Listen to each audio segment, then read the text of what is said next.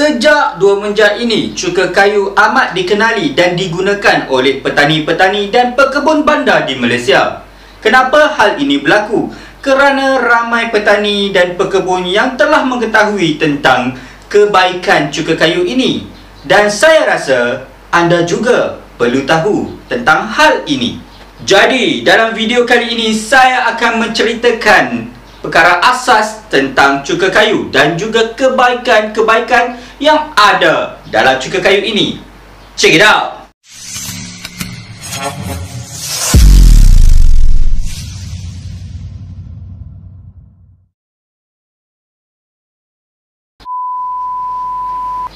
Hai, Assalamualaikum warahmatullahi wabarakatuh dan salam sejahtera. Bertemu saya sekali lagi dalam channel Ihin Agro, saluran interaktif pertanian anda. Dan pada hari ini kita akan menceritakan tentang rahsia cuka kayu yang ramai perlu tahu. Jangan beritahu orang, ini kita je tahu. Saya gurau je, sebenarnya ramai dah orang yang dah tahu pasal kebaikan cuka kayu ini. Cuka kayu ini boleh popular kerana dia mempunyai banyak kebaikan-kebaikan yang boleh digunakan di samping tidak memberi kesan kepada pengguna.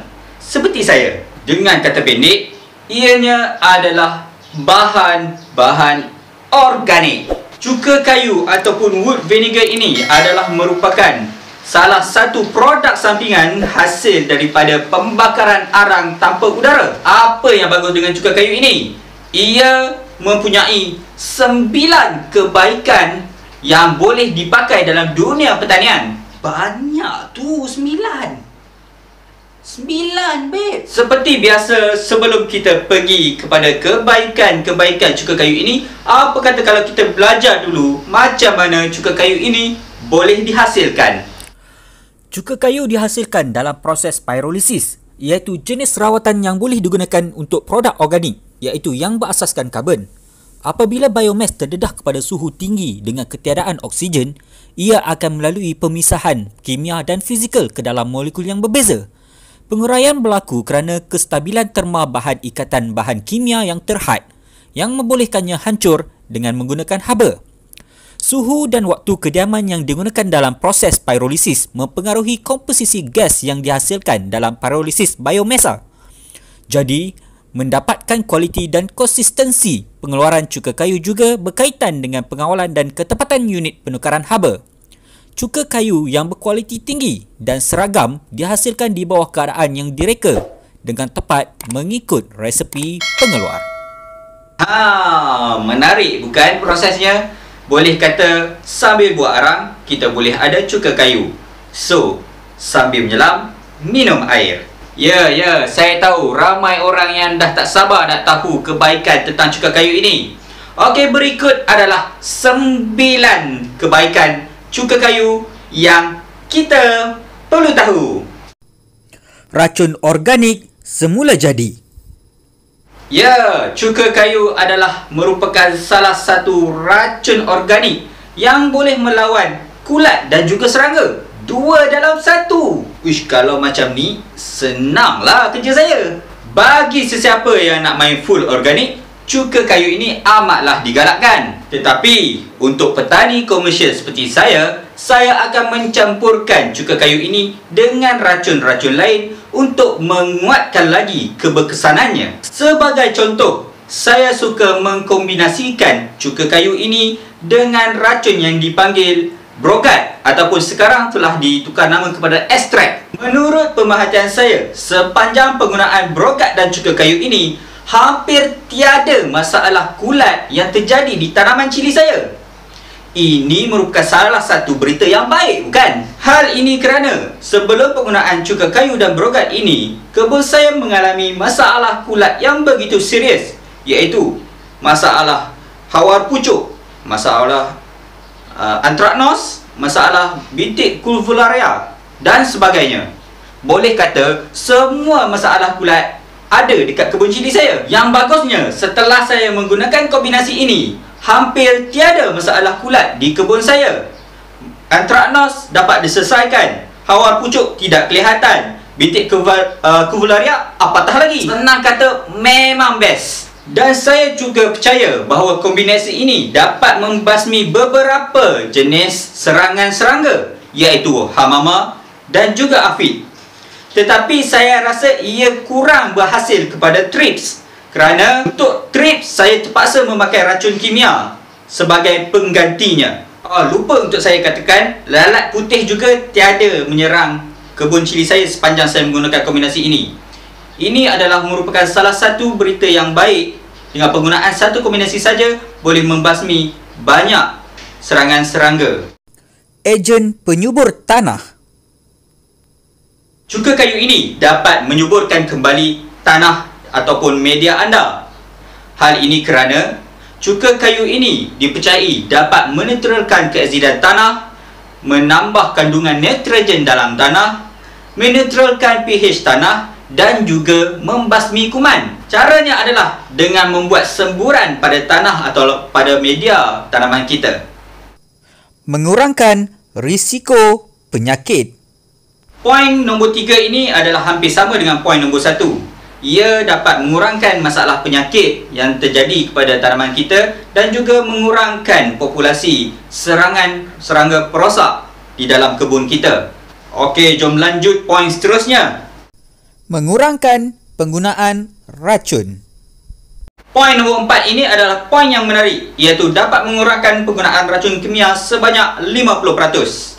Sebagaimana yang saya ceritakan dalam poin nombor 1 tadi, saya menggunakan kombinasi brogat dan juga cuka kayu untuk serangan serangga dan kulat saya. Saya hanya menggunakan 50% sahaja brogat yang saya pakai dan juga 5% lagi saya akan gabungkan dengan kepekatan cuka kayu. Sebagai contoh, saya menggunakan 25 ml cuka kayu dan ditambah dengan 25 ml brogat untuk penggunaan racun saya. Sepatutnya penggunaan brogat adalah 50 ml, tapi saya hanya memakai 25 ml dan seterusnya ia dapat mengurangkan kos brogat saya yang dikatakan brogat ini sangat mahal di pasaran.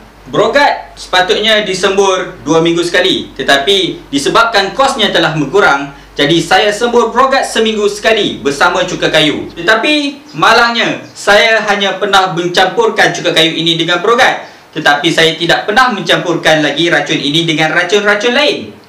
Jika anda pernah mencampurkan racun ini dengan racun kimia lain, boleh beri komen di bawah. Kadang-kadang ni kita takut juga nak pakai kombinasi-kombinasi yang tak pernah disyorkan oleh pertanian ni kan.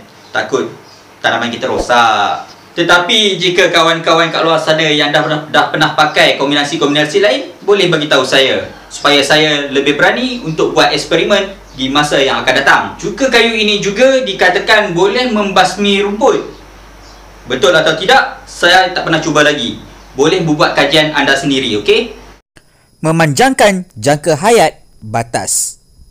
Cuka kayu ini dapat memanjangkan jangka hayat batas tanaman kita bagi sesiapa yang membuat tanaman secara konvensional. Selain itu, ia juga dapat meningkatkan dan memanjangkan lagi masa kesegaran terhadap buah dan juga sayuran kita. Oleh itu, hasil yang keluar daripada tanaman kita tak mudah rosak. So, ia akan kekal lebih lama untuk disimpan di dalam cool room ataupun di luar. Untuk jangka hayat batas tanaman ini berkait rapat dengan poin nombor 2 tadi. Jika kita punya tanah kita subur, maka batas tanaman juga akan meningkat jangka hayatnya. Betul tak? Ini logik je. Jika jangka hayat batas tanaman panjang, maka kos untuk membuat batas juga akan berkurang. Kan cuka kayu ni dapat menjimatkan. Bukankah begitu? Menambah kemanisan hasil tanaman. Ini adalah berita baik bagi sesiapa yang buat tanaman yang jenis buah-buah yang manis ataupun membuat tanaman tebu.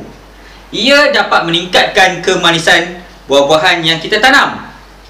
Dah macam function bajet tunggal SOP kan? Tetapi poin ini mungkin tidak begitu menarik bagi penanam cili seperti saya.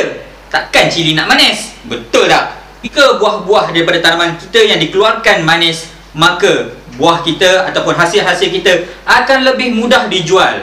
Dan juga jika kita memfokuskan dan membrandingkan buah-buahan kita dengan menawarkan kemanisan yang begitu tinggi, maka mungkin harga boleh dinaikkan. Mungkinlah kan. Kadang-kadang pengguna tidak mementingkan harga yang mahal pun, tapi yang penting buah ataupun makanan yang masuk dalam mulut mereka sangat baik dan berkualiti tinggi. Dan jika ianya manis, memang senang dijual. Kita ambil contoh durian Musang King. Padahal ada je durian-durian yang lain yang lebih murah daripada Musang King. Tetapi kenapa ramai pengguna yang mencari sangat Musang King ni? Disebabkan kualiti buah durian Musang King ini begitu tinggi berbanding dengan durian-durian yang lain. Sebab itu pengguna lebih memilih Musang King berbanding durian yang lain. Selesai poin nombor 6, jom kita pergi poin nombor 7. Mempercepat penghasilan kompos. Poin nombor 7 ini adalah berkaitan dengan kompos. Ia dipercayai dapat mempercepatkan penghasilan kompos. Terdapat beberapa kajian yang menyatakan bahawa cuka kayu ini dapat mempercepatkan kompos sebanyak 2 kali ganda. Jika sesuatu kompos itu mengambil masa 2 bulan untuk terhasil, maka ia hanyalah mengambil masa 1 bulan je dengan penggunaan cuka kayu ini. Wow, ianya sangat menarik. Cuba anda bayangkan, jika proses ini dapat dicepatkan sebanyak 2 kali ganda, ia mungkin dapat menambah pendapatan seorang pembuat kompos sebanyak 2 kali ganda juga. Saya ambil satu contoh mudah. Jika seseorang pembuat kompos perlu menghasilkan 1 tan kompos selama 2 bulan, maka dengan penggunaan cuka kayu ini, ia boleh menghasilkan 2 tan kompos selama 2 bulan. Betul tak? So, jika 1 tan kompos memakan boleh dijual dengan harga RM4,000, maka 2 tan kompos boleh dijual dengan harga RM8,000. Wah, ini sangat-sangat berbaloi. Rasa macam nak buat kompos pula. Boleh kaya ni. Tapi ingat, kita berniaga ni bukan duit yang kita kejar semata-mata, tapi sebenarnya manfaat yang kita berikan kepada orang ramai. Dengan penggunaan cuka kayu ini, ia dapat memperbanyakkan lagi bakteria di dalam kompos. Sebab itulah ia dapat mempercepatkan lagi penghasilan kompos. Mengurangkan bau busuk kompos. Poin ini juga adalah berkaitan dengan kompos. Cuka kayu ini dapat mengurangkan bau busuk kompos. Sebagaimana yang kita tahu, kompos adalah sangat busuk. Tapi dengan penggunaan cuka kayu ini, bau busuk itu dapat dikurangkan.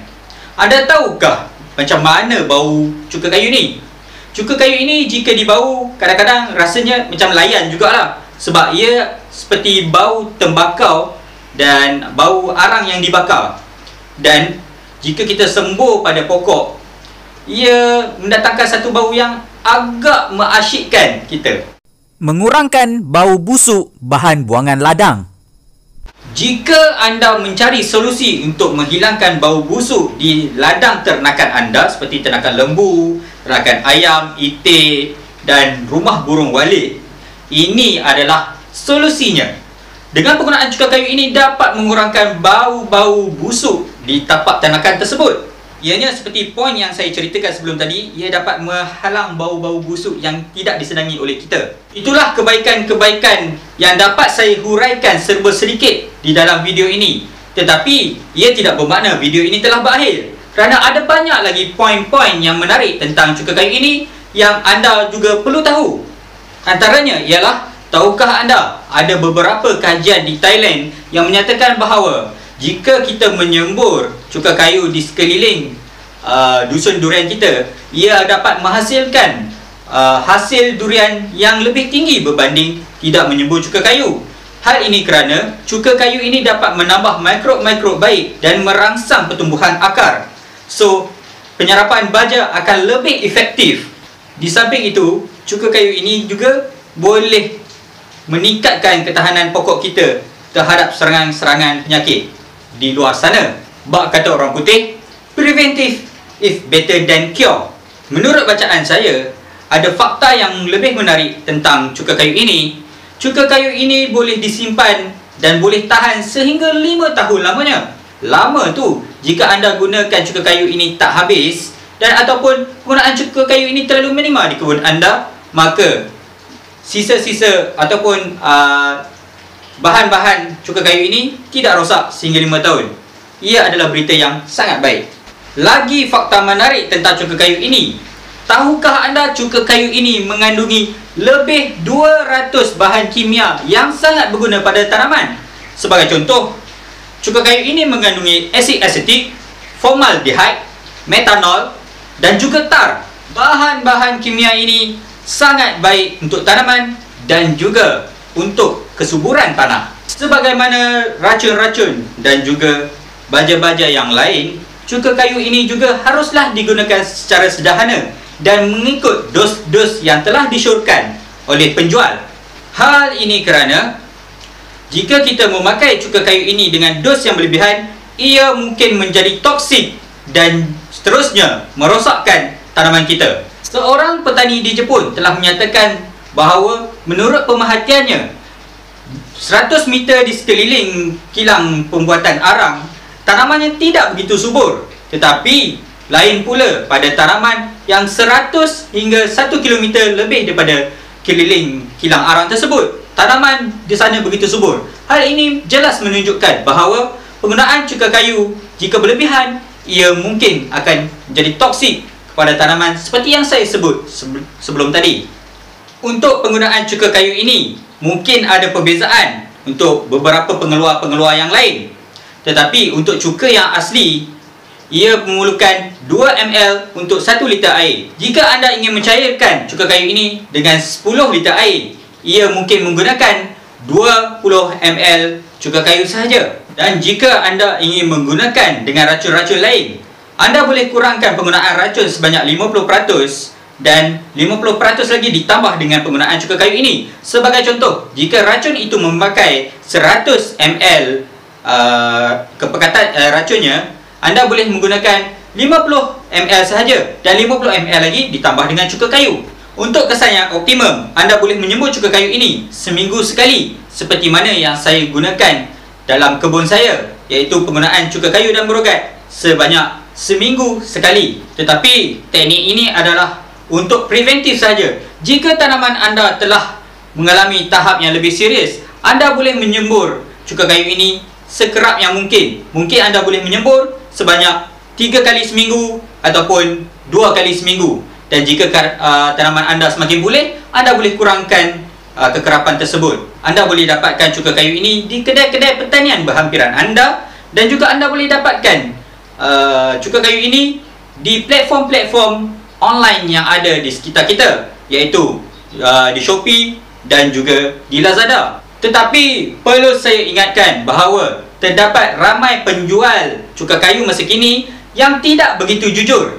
Mereka telah mencairkan cuka kayu ini dengan air semata-mata untuk keuntungan. Saya masih belum mendapatkan cara bagaimana untuk mengenal pasti cuka kayu yang asli ataupun yang bukan asli. Tapi jika anda mempunyai cara macam mana untuk mengenali cuka kayu yang asli, boleh komen di bawah supaya kawan-kawan kita dan juga saya tahu macam mana untuk membezakannya. Harga cuka kayu ini mungkin berbeza mengikut penjual-penjual yang tertentu, dan secara average-nya cuka kayu ini boleh didapati dengan harga 4 liter dalam harga RM30 hingga ke RM40.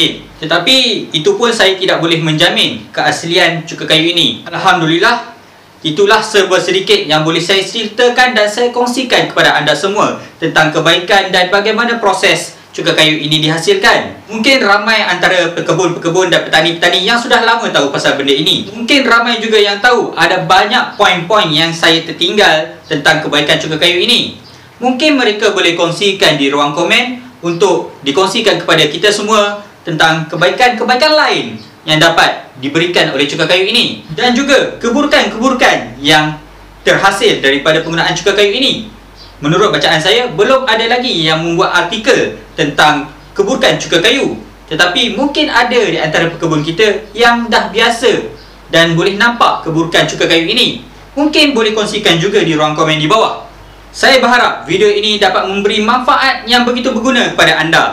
Dan jika anda rasa video ini sangat bagus untuk anda, boleh tinggalkan like dan juga subscribe dan tekan butang loceng di sebelah kanannya supaya anda boleh mendapat info-info yang terkini daripada saya tentang pertanian. Salam jumpa dalam video yang akan datang. Bye. Assalamualaikum warahmatullahi wabarakatuh.